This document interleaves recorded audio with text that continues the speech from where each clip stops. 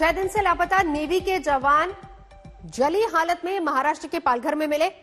इलाज के दौरान उनकी मौत हो गई है। पुलिस के मुताबिक नेवी के जवान सूरज कुमार दुबे को जिंदा जलाकर नाले में फेंका गया।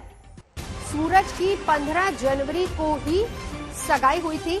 छुट्टी के बाद ड्यूटी ज्वाइन करने के लिए रांची से कोयंबटूर जा रहे थे। 30 जनवरी की शाम हैदराबाद एयरपोर्ट पर उतरने के बाद वो गुम हो गए थे। दोनों फोन नंबर्स भी बंद थे।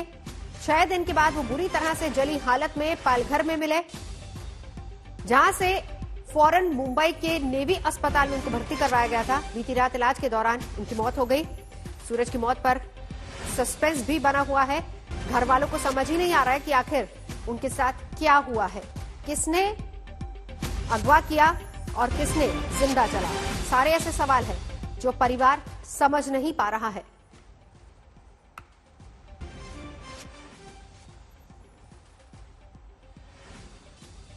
एक अपहरण कर लिया गया और अपहरण करने का शक मुझे उसी यूनिट के एक धर्मेंद्र नाम का लड़का है, जो सूरज के मोबाइल पर 13 बार व्हाट्सएप चैट के द्वारा बातचीत किया है।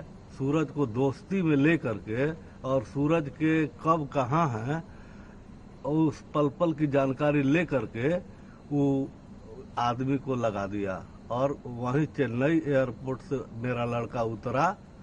इसके बाद वो किडनैप करा लिया है और चेन्नई में जाने के बाद हैदराबाद में बात हुई थी मेरे अपने लड़के से। वही खुद फोन लगा के बोला कि पापा मैं हैदराबाद आ गया हूँ। अब हम पूछे कि खाना वाना खाया बेटा, तो हाँ खाना खा लिया हूँ। इसके बाद हमारा वो बोला कि नई एयरपोर्ट पर ही बोले अगला। चलेंगे सीधा। मुस्तफा मेरे सहयोगी इस वक्त जुड़ चुके हैं। मुस्तफा, मामला समझ में क्या आ रहा है? पुलिस किस एंगल से तफ्तीश कर रहे हैं, क्योंकि परिवार साथी पर ही आरोप लगा रहा है।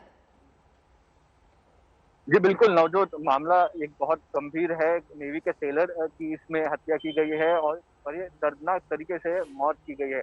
दूसरी जो बात है पुलिस की जांच में अभी तक सामने आया है वो ये है कि 10 लाख रुपया फिरौती की मांग की गई थी और वो नहीं दिए जाने पर ये हत्या की गई है, ऐसा प्राइमा फेसी पुलिस का मानना है, जिसपे अब इन्वेस्टिगेशन शुरू है। तो ये एक आप कह सकते हैं कि जो क्राइम है ये बहुत ही बेरहमी से किया गया है और इसके पीछे कौन लोग हैं, एग्जैक्ट क्या मोटिव है, इसमें अभी तक जो क्लियर पिक्चर है वो आना बाकी है। मुस्तफा, जो परिवार कह रहा है कि उनका एक साथी था, लगातार फोन से संपर्क में था, लोकेशन के बारे में पता कर रहा था और वही इनको ट्रैक कर रहा था बार बार, इस एंगल पर पुलिस का क्या कहना है?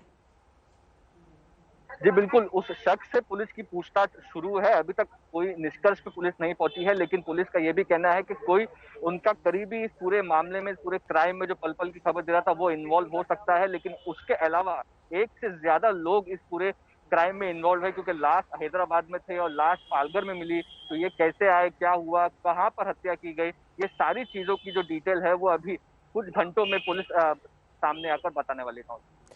मुस्तफा आप रहिए हमारे साथ। इस बीच हम आपको ये भी बताएं कि सियासत भी इस पर लगातार अब शुरू हो गई है। क्या कह रहे हैं बीजेपी नेता राम कदम, सुनिए जरा। महाराष्ट्र के पालघर की भूमि पर पुनः एक बार देश की रक्षा करने वाले जवान को निर्ममता से, बर्बरता से, क्रूरता के साथ मार दिया गया। यह वही भूमि है जहां पर 10 महीने पूर्व हमारी संस्कृति की रक्षा करने वाले साधु संतों को पीट पीट कर बर्बरता के साथ उन्हें मार दिया गया था।